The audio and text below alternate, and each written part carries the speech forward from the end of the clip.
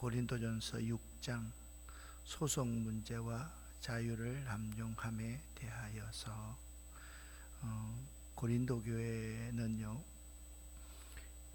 이제 남은 두 가지 문제가 있었습니다. 첫 번째는 뭐냐 하면 성도 간에 문제가 있으면 세상 법정에 소송을 한다는 것입니다. 바울에게 있어서 그 소송 자체부터 마땅치 않았으나 보다 더 큰 문제가 된 것은 그것을 세상 법정으로 가지고 나간다라는 것이었습니다. 우리가 앞서서 불신자들을 판단하는 것은 하나님께 맡겨라. 성도들은 서로 돌아보아 죄를 버리고 부름받아 교회로서의 순결을 유지하라고 사도 바울은 고린도 교회 교인들에게 권면을 하였습니다. 그 권면 내용 중에 오늘 6장에는 뭐냐면 하나님 나라의 표준이 있다. 성도는 하나님 나라의 표준에 따라서 살아야 한다 라고 실제적인 행동 규범을 제시합니다. 두 번째 6장에서 다루고 있는 문제는 자유를 남용하는 것입니다. 여러분, 죄지을 자유도 있다. 말이 됩니까? 남용이죠. 다른 사람을 괴롭힐 자유도 있다. 그건 안 되는 거죠. 그러니까 내가 단순하게 그렇게 설명을 드렸는데 이 자유를 남용하는 사람이 있다. 하나님이 우리에게 이 육체를 만들어 놨는데 이 육체를 잘 사용해야지 뭐 그냥 자꾸 그냥 금욕주의자처럼 그렇게 살아가느냐 라고 생각하는 사람도 있는데 그 자유를 남용하는 사람들에 대해서 당신이 당신 것입니까? 이렇게 묻습니다. 당신은 그리스도께서 십자가 위에서 피로 값주고 사신 몸 아닙니까? 그러므로 당신 몸으로 하나님께 영광을 돌리는 삶을 살아야지 그것 가지고 내가 내 마음대로 할 수 있다. 그렇게 해서는 그건 잘못된 것이지요. 자, 이 두 가지를 오늘 6장에서 다루고 있다라는 것입니다. 그 시대에서는 참 어처구니 없는 말 같지만 오늘날 이 소송은 있잖아요. 좀 부끄러운 말이지만 너무 당연한 것이 되었습니다. 교회 내에서 조그만 문제가 있으면 모두가 다 세상 법정으로 나아갑니다. 그래서 세상의 판사들이 가장 싫어하는 것 하나가 교회의 문제를 가지고 와서 자기한테 판결을 해달라라고 하는 것이랍니다. 자, 1절부터 8절입니다. 1절은 제가 읽어볼게요. 딱 이 문제를 정리해 주고 있습니다. 여러분 중에 어떤 사람이 다른 사람과 다툼이 있을 때 성도들에게 해결해 달라고 하지 않고 왜 그것을 세상 법정에 고소하려고 합니까? 라고 오늘 6장 1절에 시작하고 있습니다. 2절부터 8절까지 함께 읽겠습니다. 여러분은 성도들이 세상을 심판한다는 사실을 알지 못하십니까? 여러분들은 세상을 심판해야 할 사람들인데 사소한 문제도 여러분이 직접 심판할 영역이 없단 말입니까? 우리가 천사들을 심판한다는 사실을 알지 못하십니까? 하물며 이 세상의 사소한 일들이야 어떻겠습니까? 그런데 이런 일상적인 문제로 다툼이 일어날 때 여러분은 왜 교회에서 멸시하는 세상 사람들을 재판관으로 앉히는 것입니까? 나는 여러분을 부끄럽게 하려고 이 말을 하는 것입니다. 아니, 여러분 중에는 신자들 간의 문제를 해결해 줄 만큼 지혜로운 사람이 한 사람도 없단 말입니까? 여러분은 지금 신자가 다른 신자를 고소하는 것도 부족해서 하나님을 믿지 않는 사람 앞에서 재판을 받게 해야겠단 말입니까? 이렇게 여러분 사이에서 서로 고소하는 일이 발생하였다는 사실은 이미 여러분이 패배했음을 의미합니다. 이렇게 되느니 차라리 악한 일을 당하는 편이 낫지 않겠습니까? 아니면 속임을 당한 쪽이 낫지 않겠습니까? 여러분 스스로가 불의를 행하고 속이고 있습니다. 그것도 성도들끼리 말입니다. 아멘. 성도 간에 문제가 있을 때 먼저 바른 지식에 근거한 올바른 영적 가치관을 가져야 합니다. 그러니까 고린도 교회는 올바른 영적 가치관이 없어서 이런 문제를 세상에 가져나간다라는 것입니다. 성도는 영원이라는 관점과 하나님께서 약속하신 것들에 기초한 행동이 성도에게는 필요합니다. 장차 교회는 세상과 천사들까지도 심판할, 여러분들은 세상과 천사들까지도 심판할 사람입니다. 왜? 예수 그리스도의 것이기 때문에, 예수 그리스도가 세상과 천사를 심판할 분이기 때문에 그렇습니다. 이렇게 우리가 영광 중에 결정하게 될 크고 영원한 문제들에 비해서 이 세상의 문제는 얼마나 사소한 일들입니까? 그 사소한 일들 그냥 서로 조용히 해결하면 될 터인데 왜 세상 법정으로 가지고 나가는 것입니까? 성도가요, 그 본분을 상실하고 형제와 송사하며 주의 이름을 욕되게 하는 것보다는 차라리 불의를 당하거나 속는 편이 더 나을 것입니다. 성도는 차라리 당하거나 속임 당하는 것이 낫지, 그것 때문에 믿지 않는 세상 법정에 고소해서 판단을 받게 하는 것, 그건 잘못된 일입니다. 그리고 성도들 사이의 문제점을 해결할 만한 지혜로운 사람이 단 한 사람도 여러분 교회에서 없다는 말입니까? 그러니까 단 한 사람도 그렇게 문제를 가지고 나서 해결해 주십시오 말하는 덕 있고 거룩하고 믿음 있는 사람이 없단 말입니까? 그러면서 하나님 나라의 표준이 무엇인가에 대해서 가르치고 있습니다. 오늘 본문은요, 분쟁이 있는 교회에서는 참 읽기 싫어하는 본문입니다. 그 문제가 그렇게 해결되나요? 그래서 참 어려운 본문입니다. 자, 9절부터 11절 하나님 나라의 표준이 무엇인지 같이 쉬운 성경으로 읽어보겠습니다. 여러분은 불의한 자들이 하나님 나라를 기업으로 상속받지 못한다는 사실을 알지 못하십니까? 속지 마십시오. 음행하는 사람이나 우상 숭배하는 사람이나 간음하는 사람이나 남자로서 몸을 파는 사람이나 동성 연애를 하는 사람이나 도적질하는 사람이나 탐욕이 가득한 사람이나 술에 젖어 사는 사람이나 모함하는 사람이나 약탈하는 자들은 하나님 나라를 기업으로 상속받지 못할 것입니다. 여러분 중에 여기에 속한 사람들이 있었습니다. 그러나 여러분은 우리 주 예수 그리스도의 이름과 우리 하나님의 성령으로 씻음을 받고 거룩해졌으며 의롭다함을 받았습니다.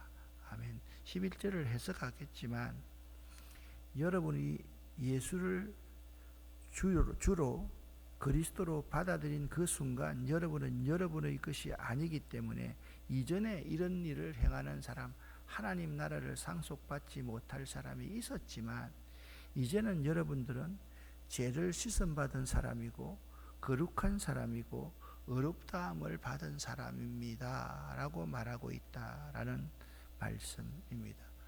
왜 하나님 나라를 유업으로 받지 못할 자다 여기에 대해서 이야기하고 있습니까?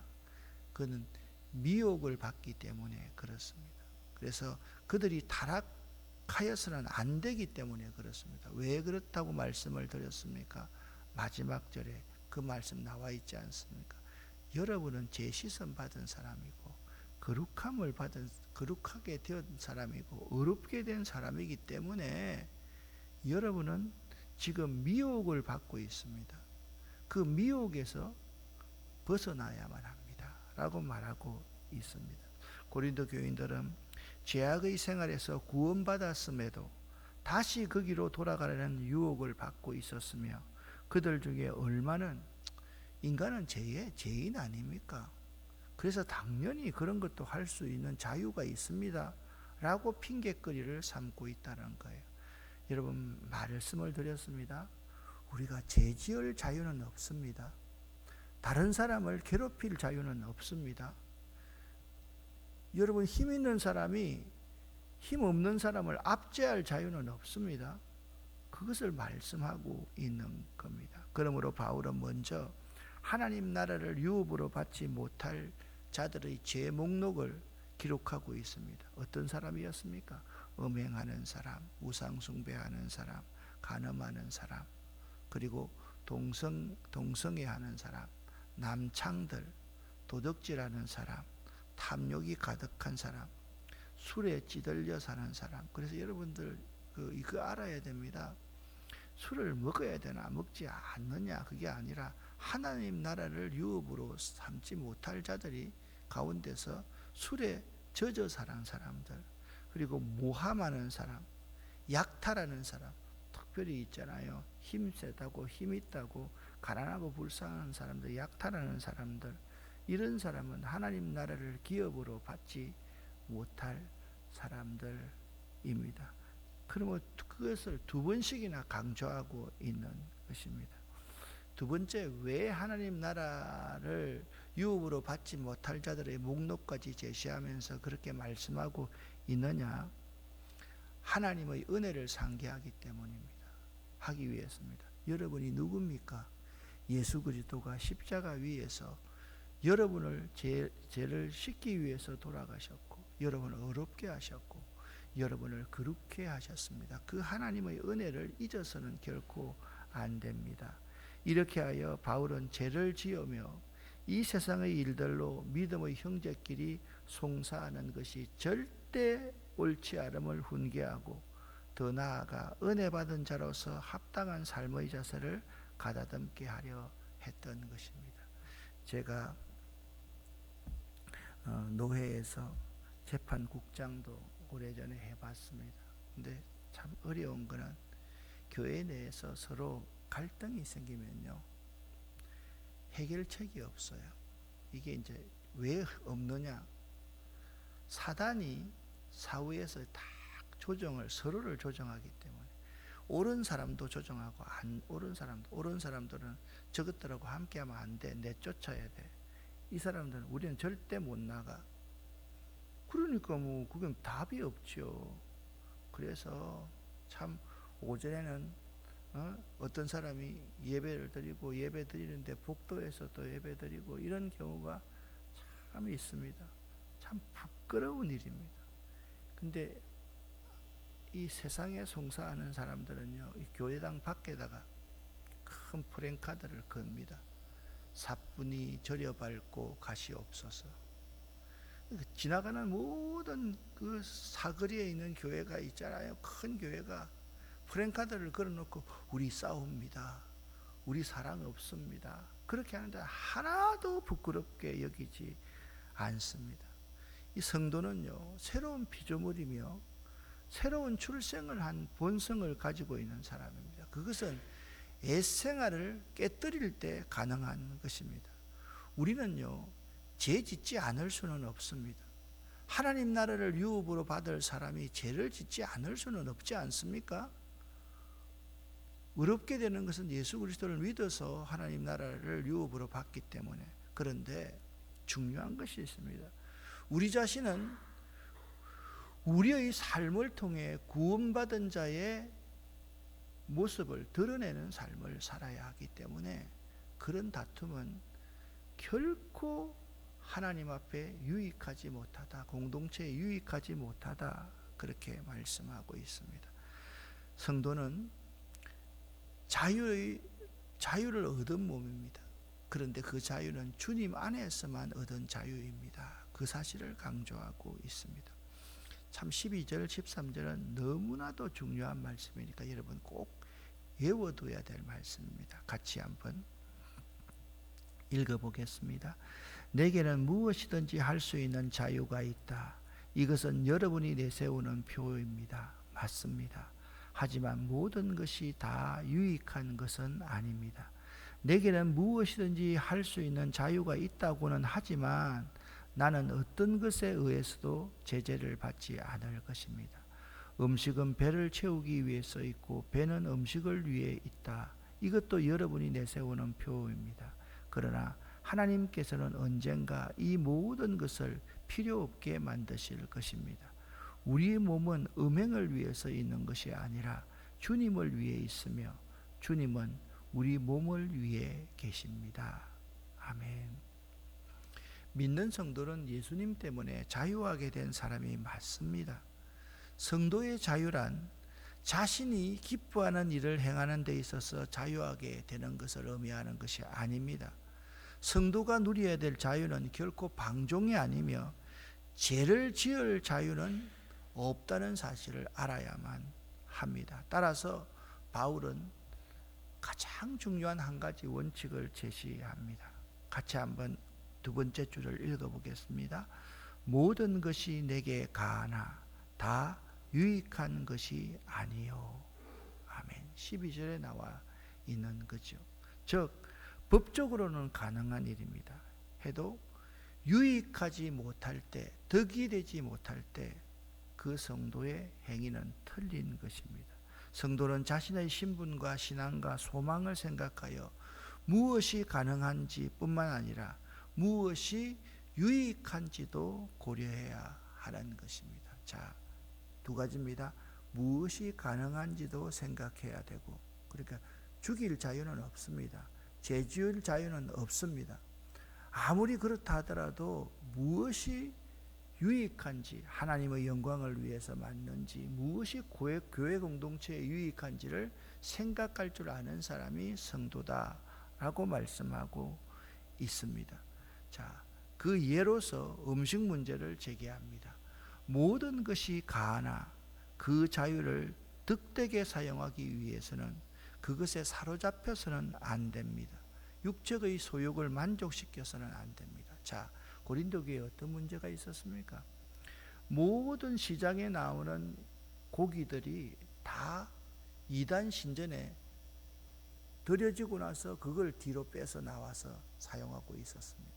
그래서 사람들이 말합니다. 아니, 저 육고기 제단에 바쳐진 것이 아니냐, 우리로 말하면 제사 음식이 아니냐, 그렇게 말을 합니다. 그래서 바울은 이렇게 말합니다. 속에서 나오는 것이 더럽지 밖에서 들어가는 것이 더러운 것은 아닙니다. 이 전제를 하고 있습니다. 두 번째 뭡니까?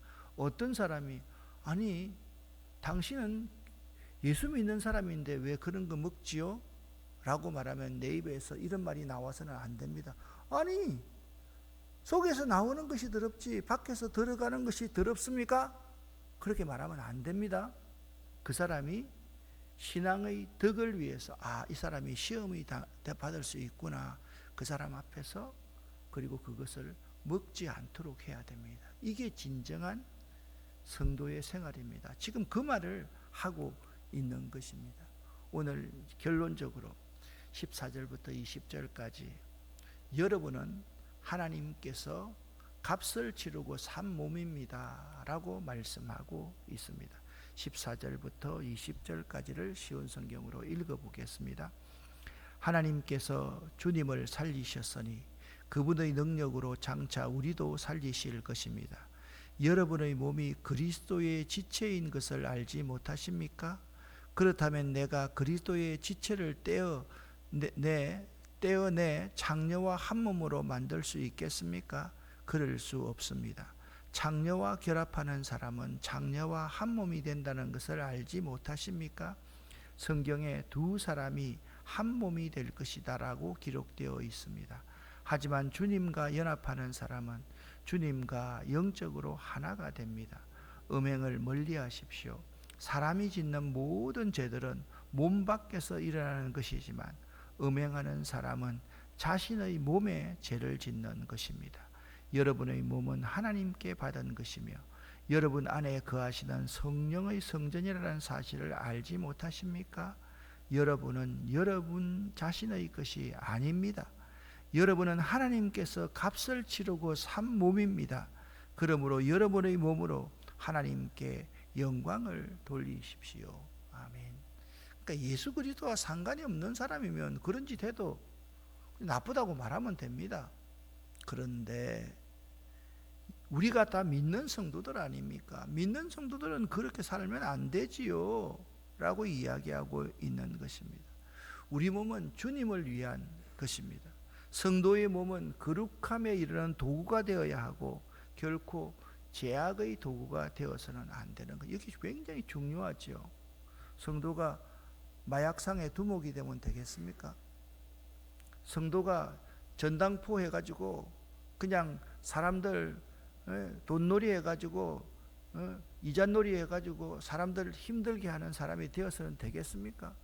물론 이자놀이를 해가지고 다른 사람을 도와주는 사람은 괜찮지만 이자 못 내면 300배 이렇게 해가지고 그 사람 인신을 구속하고 이런 데 성도가 났으면 되겠습니까?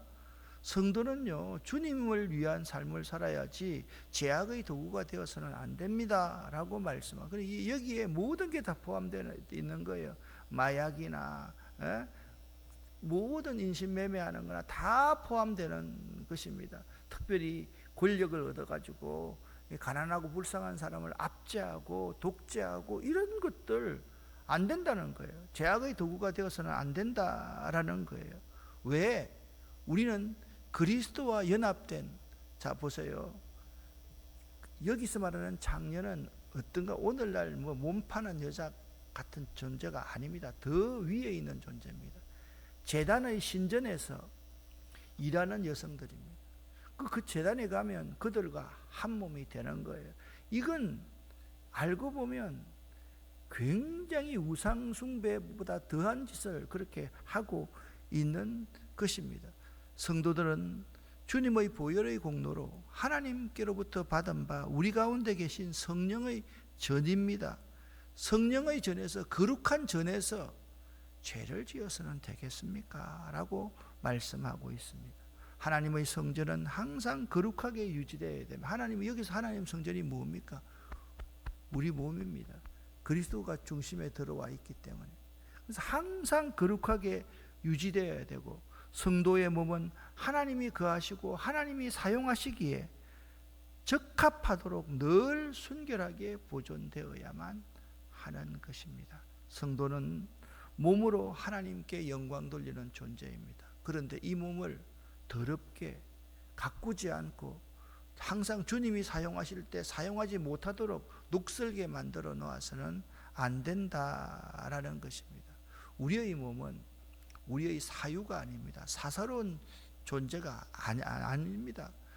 우리의 신앙 고백을 구체적으로 실천에 옮겨서 우리 몸으로 하나님께 영광 돌리는 도구가 되어야만 합니다. 그래서 지금은 6장을 읽는데요, 10장 말씀 보면 먹든지 마시든지 무엇을 하든지 다 하나님 영광을 위해 사용되어야 될 존재가 우리들이다.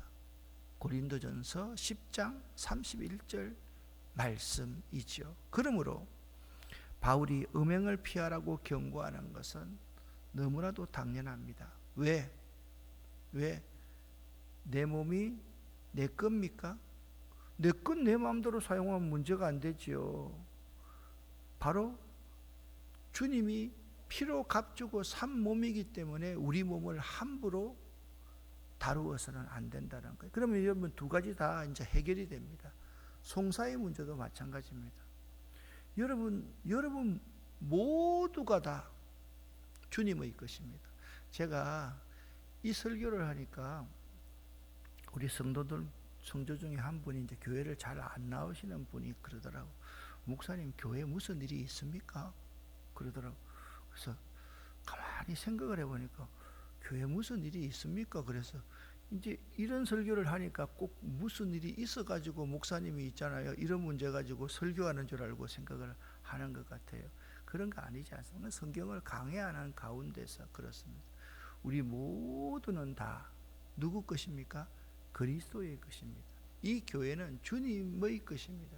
그렇기 때문에 이 교회에서 주님의 뜻에 반하는 어떤 행동도 하지 말아야 된다. 이건 공동체 안에서 소송의 문제입니다. 그리고 개인의 문제도 마찬가지입니다. 우리가 우리의 몸으로서 죄를 지을 자유는 절대로 없다. 우리는 우리의 것이 아니고 하나님의 것이기 때문에 하나님의 영광을 위해서 사용되어야 되고, 항상 하나님이 나를 도구로 사용하시도록 거룩하고 성결하게 유지해야 된다. 이 사실을 여러분 꼭 잊지 마시기를 바랍니다. 기도하겠습니다. 모든 것이 다 가하지만 그것이 유익한 것인지를 판단해 보라. 오늘 하나님께서 우리에게 말씀하신 말씀을 명심합니다. 너희는 너희 것이 아니라 피로 값주고 산 것이다 라고 말씀하시는 우리 주님의 말씀을 기억합니다.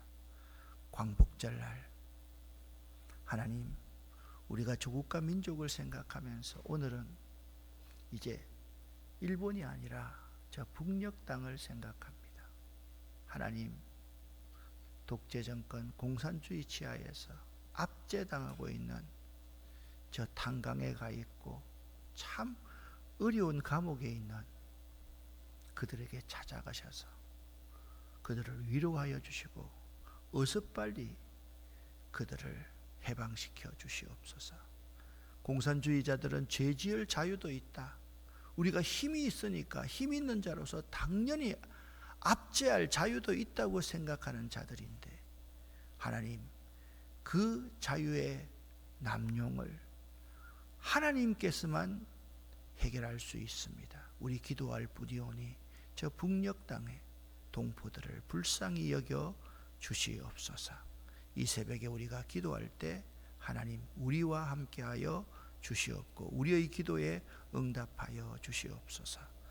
특별히 우리 김원숙 권사님, 우리 하은이 결혼을 앞두고 있습니다.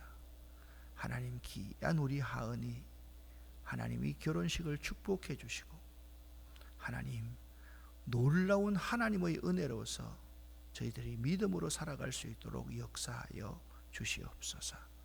예수 그리스도의 이름으로 축복하옵고 간절히 기도 올립니다. 아멘.